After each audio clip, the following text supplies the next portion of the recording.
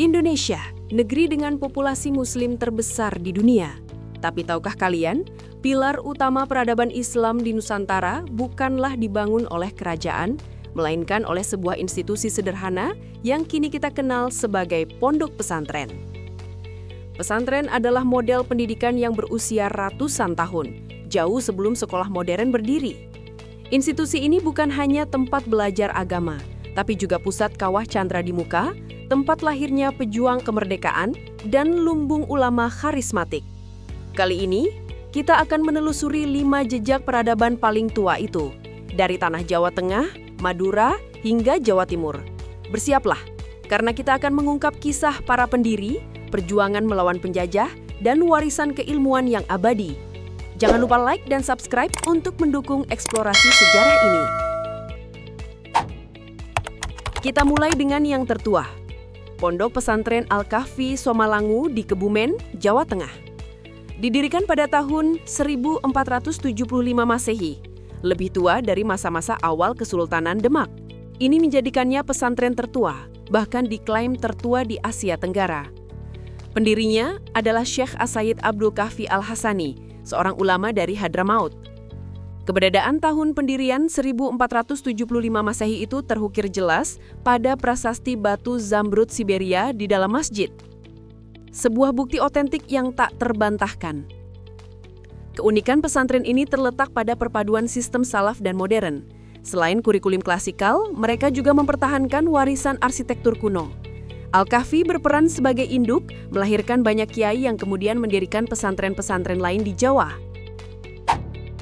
Bergeser ke abad ke-17, tahun 1609 Masehi di Semarang, berdiri pesantren Luhur Dondong. Pendirinya adalah Kiai Safi'i Pijoronegoro yang memiliki peran ganda sebagai ulama dan sebagai komandan pasukan Sultan Agung dalam penyerbuan ke Batavia. Dondong adalah padepokan para santri sekaligus basis perjuangan. Meskipun santrinya tergolong tidak banyak, Dondong memiliki peran besar melahirkan ulama-ulama masyhur. Salah satunya adalah Mbah Soleh Darat, guru dari ulama pendiri NU, seperti Ki Haji Hasim Al-Asy'ari. Dondong membuktikan bahwa kualitas tak diukur dari kuantitas. Menyeberang ke Pulau Madura, di Sampang, berdiri Pondok Pesantren Nazhatut Tulab pada tahun 1702 Masehi. Didirikan oleh Kiai Abdul Alam atau Pangratoh Bumi. Nazhatut Tulab, yang berarti taman siswa, mempelopori sistem pendidikan klasikal di Madura dan hingga kini terus beradaptasi dengan mendirikan lembaga pendidikan formal hingga perguruan tinggi. Kita kembali ke Jawa Barat, ke Cirebon. Tahun 1705 Masehi, Pondok Pesantren Babakan Ciwaringin didirikan oleh Ki Haji Hasanuddin bin Abdul Latif atau yang dikenal sebagai Ki Jatira. Babakan adalah cikal bakal lembaga pesantren terbesar di Jawa Barat. Awalnya hanya sebuah mushola kecil yang berkembang pesat. Sama seperti pesantren tua lainnya, Ciwaringin juga menjadi basis perlawanan. Ki Jatira adalah seorang pejuang gigih melawan Belanda. Warisan perjuangan ini dilanjutkan oleh keturunannya, menjadikan Ciwaringin tetap kokoh sebagai benteng syiar Islam dan pusat kaderisasi ulama yang aktif di berbagai organisasi.